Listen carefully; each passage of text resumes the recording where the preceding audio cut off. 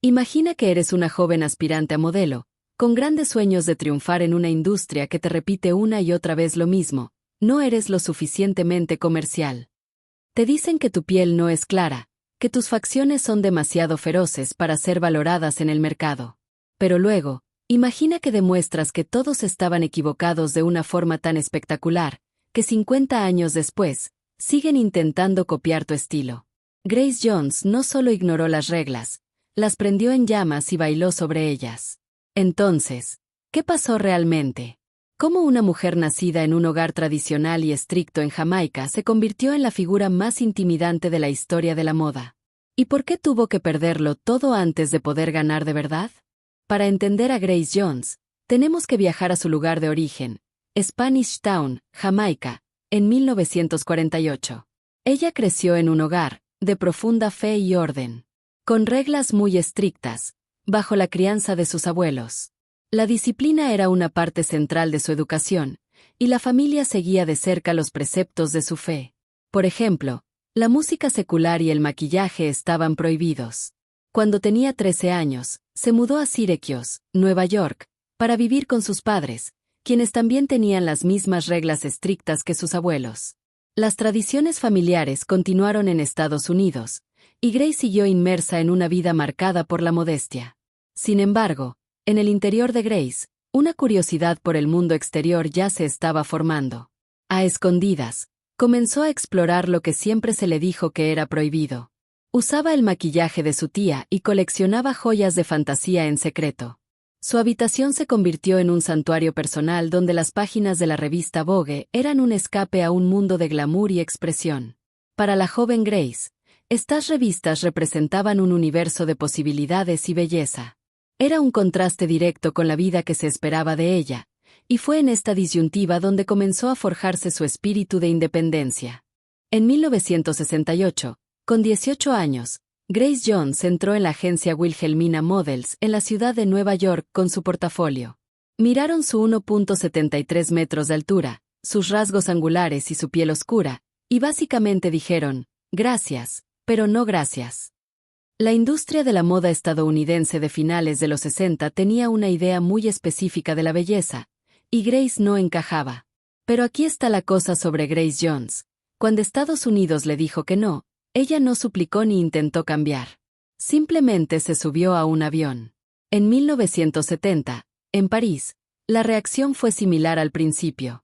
Los agentes le decían literalmente, «Eres demasiado oscura». Un agente le dijo esas palabras directamente a la cara. ¿Te imaginas que te digan que el color de tu piel te hace no apta para ser modelo, como si fueras un producto defectuoso? Pero París tenía algo que Nueva York no, una escena de moda underground que empezaba a cuestionarlo todo. Y Grace encontró a su gente. Compartía un apartamento con otras dos modelos desconocidas que intentaban triunfar, Jerry Hall y Jessica Lange. Sí, esa Jerry Hall y esa Jessica Lange. 3 futuros iconos amontonados en un piso de París, sobreviviendo con esperanza y lo que pudieran conseguir. Compartían ropa, comida y sueños de llegar a lo grande. Ninguna de ellas sabía que vivían con futuras leyendas. Eran solo 3 chicas tratando de pagar el alquiler. Poco a poco, algo cambió. Yves Saint Laurent la contrató, luego Kenzo, y después las revistas empezaron a llamar.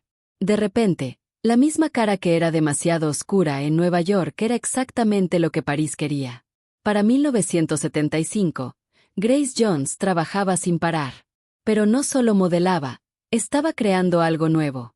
En cada sesión de fotos, en cada pasarela, ella traía una energía que hacía a la gente sentirse incómoda de la mejor manera posible. Aparecía en las sesiones y se negaba a que los maquilladores le tocaran la cara. Traía su propia ropa si no le gustaba el estilo. Sugería poses que nadie había visto antes, angulares, agresivas, casi arquitectónicas. Los fotógrafos de esa época hablan de estar inspirados y aterrorizados por ella a la vez. Uno dijo la famosa frase, no diriges a Grace Jones, solo intenta seguirle el ritmo. Más tarde, los fotógrafos dirían que ella les daba un poco de miedo, y eso era exactamente lo que ella quería.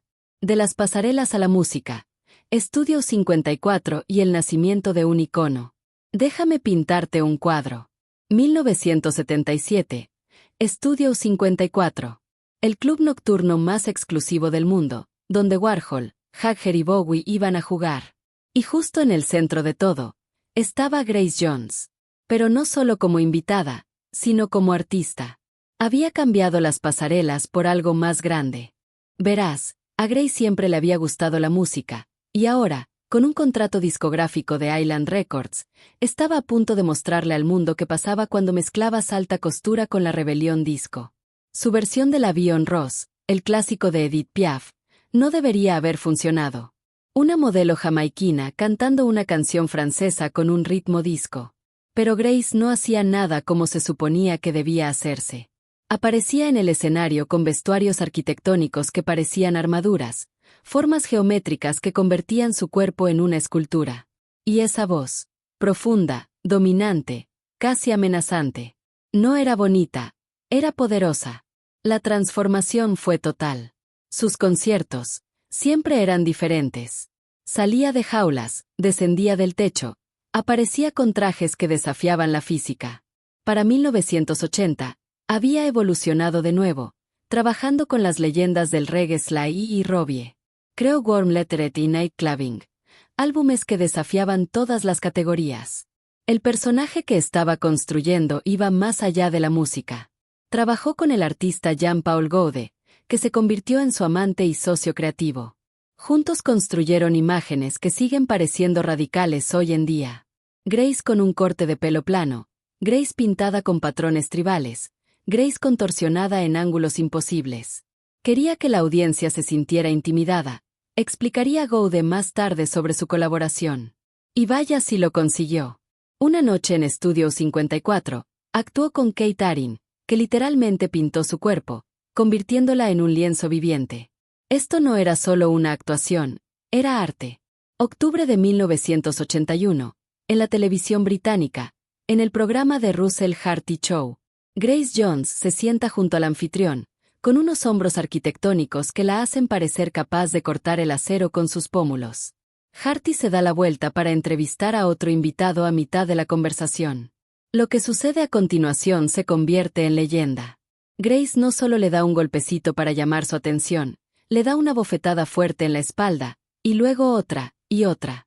En televisión en vivo, frente a millones de espectadores británicos. El público en el estudio jadea. Harty intenta reírse, pero puedes ver la consternación en sus ojos. No le des la espalda a Grace Jones se convierte en un eslogan instantáneo. La prensa británica se volvió loca, llamándola volátil, peligrosa, desquiciada. Pero Grace no se disculpó, simplemente siguió siendo Grace. El después fue rápido y predecible. Los presentadores de TV desconfiaban de invitarla a sus programas. El mundo de la moda susurraba sobre su difícil reputación. Pero esto es lo que no entendieron. Grace Jones acababa de mostrar en vivo lo que sucedía cuando intentabas hacerla pequeña. Ella no sería minimizada. No sería ignorada. Para 1985, Grace Jones estaba en todas partes. En Conan el Destructor, donde interpretó a una guerrera tan feroz que Arnold Schwarzenegger, según se dice, afirmó que era demasiado dura para él. Luego, en la película de James Bond En la mira de los asesinos, donde casi se robó el protagonismo con su personaje de Mayday. Ella era al mismo tiempo una supermodelo, un icono de la música y una estrella de cine. Había hecho lo que nadie más había logrado, conquistar cada medio a su manera. Pero esto es lo que las revistas no mostraban. Grace había descubierto las sustancias en los días de Studio 54, cuando era solo parte de la escena. Todos lo hacían entre sets, entre sesiones de fotos, entre vuelos. Era el combustible que mantenía la fiesta en marcha. En 1986, voló a Jamaica para unas vacaciones y terminó esposada, arrestada por posesión de sustancias. Pasó 2 noches en la cárcel, diciendo a la policía, «Yo no consumo drogas». Y aunque su mundo se desmoronaba, las pruebas dieron negativo, no había drogas en su sistema.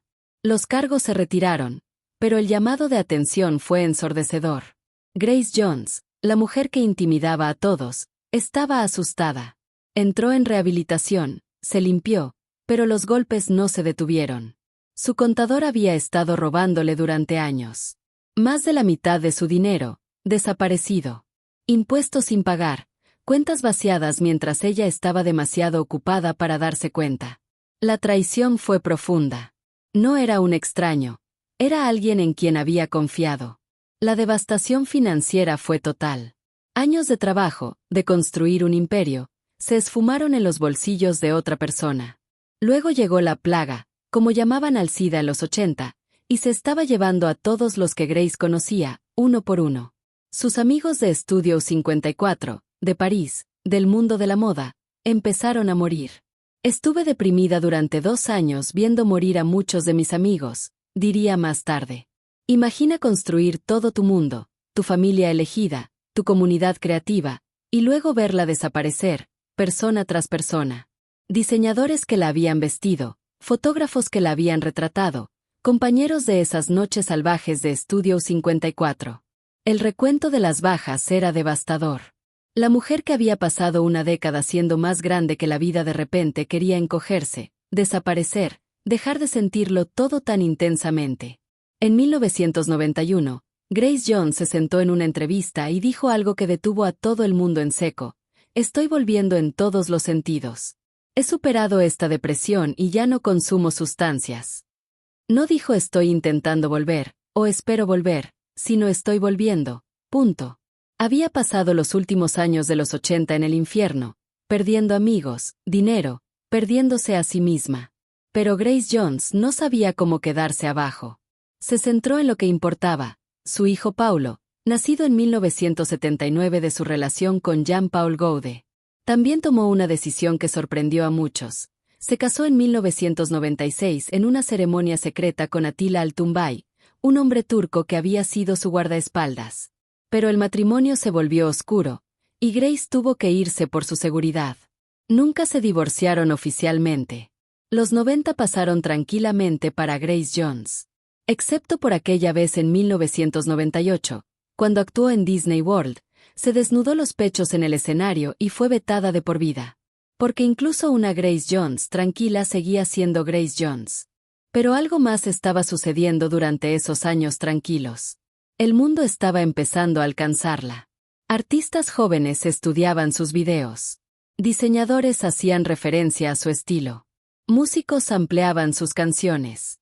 Grace Jones había pasado de demasiado extraña a ser un modelo. En 2008, 19 años después de su último álbum de estudio, Grace Jones lanzó Hurricane. Tenía 60 años, en una industria que desecha a las mujeres a los 30. Y aquí estaba, sonando más vital que artistas con un tercio de su edad. El álbum era personal, crudo, mezclando autobiografía con reggae, con música electrónica, con pura actitud. Es el sonido de alguien que sobrevivió a todo y vivió para cantarlo. Los críticos se quedaron atónitos. Esto no era un proyecto de nostalgia.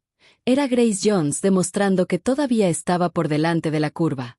Pero la verdadera declaración llegó en 2012. El concierto del jubileo de diamante de la reina Isabel II, una celebración de la cultura británica frente al Palacio de Buckingham. Grace Jones subió al escenario con 64 años. Cantó Slap to the Rhythm mientras hacía hula hoop durante 4 minutos seguidos. Sin parar, sin dejar caer el aro.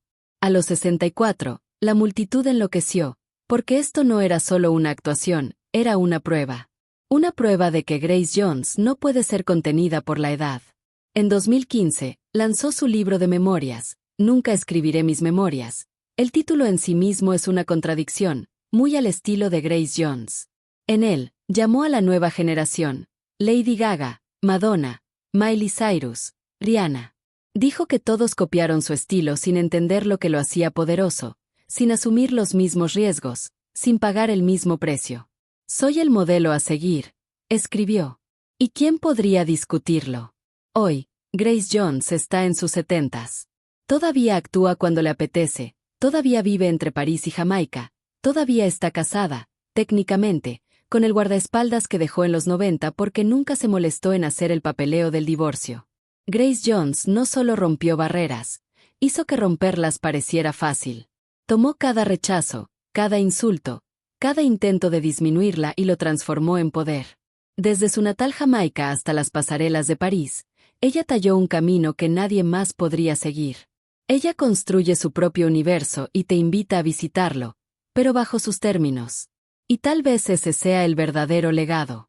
No la música, el modelaje o las películas, sino el permiso que le dio a todos los que vinieron después. El permiso para ser extraño, para ser difícil, para exigir respeto. Y con esto, cerramos el capítulo de la extraordinaria vida de Grace Jones. Si este recorrido te ha parecido tan fascinante como a mí, dale me gusta a este video y lo más importante, suscríbete al canal para no perderte futuros videos. Nos vemos.